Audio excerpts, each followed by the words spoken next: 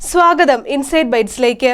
മതത്തെയും രാഷ്ട്രീയത്തെയും സംയോജിപ്പിച്ചുള്ള അയ്യപ്പ സംഗമത്തിനെതിരെ സംസ്ഥാനത്ത് പ്രതിഷേധം ശക്തമാവുകയാണ്. ശബരിമലയിൽ അരങ്ങേറുന്നത് മതരാഷ്ട്രീയ നാടകമാണെന്ന് കോൺഗ്രസ് ആരോപിച്ചു. ശബരിമല ഫണ്ടിൽ നയാ പൈസ നീക്കിവെക്കാനല്ല, മറിച്ച് തെരഞ്ഞെടുപ്പ് അജണ്ട നടപ്പാക്കാനാണ് CPM ശ്രമിക്കുന്നത്.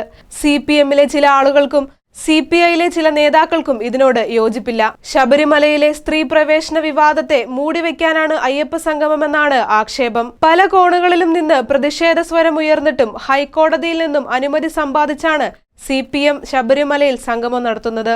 നായർ ഈഴവ പ്രാതിനിധ്യം ഉറപ്പാക്കാൻ സർക്കാർ നേരത്തെ തന്നെ എഴുത്തുകുത്തുകൾ അയച്ചിരുന്നു. 1500ഓളം പേരെ ഉൾക്കൊള്ളുന്ന വൻ പരിപാടിയാണ് പമ്പയിൽ നടക്കുന്നത്. കോൺഗ്രസ് വിയോജിപ്പോടെ ആയതിനാൽ CPM ഇവരുടെ സഹകരണം പ്രതീക്ഷിക്കുന്നില്ല. തെരഞ്ഞെടുപ്പിന് ഇനി മാസങ്ങൾ മാത്രം ശേഷിക്കെ ശക്തമായ പ്രചരണ പരിപാടിക്കൊപ്പം സാമുദായിക വോട്ടിൽ കണ്ണും നട്ടാണ് CPMന്റെ നീക്കം.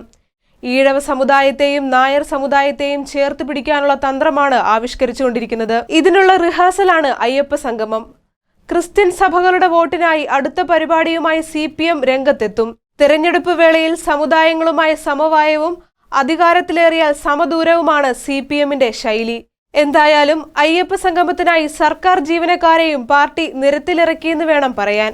അയ്യപ്പ സംഗമത്തിന്റെ ക്രെഡിറ്റ് CPM തുറുപ്പ് ചീട്ടാക്കി തെരഞ്ഞെടുപ്പിൽ പ്രയോഗിക്കും. അങ്ങനെ ശബരിമല വിഷയത്തിൽ CPMനേറ്റ ചീത്തപ്പേര് മാറിക്കിട്ടും. കൂടുതൽ പൊളിറ്റിക്കൽ വീഡിയോകൾക്കായി ഇൻസൈഡ് ബൈറ്റ്സ് ചാനൽ സബ്സ്ക്രൈബ് ചെയ്യുക.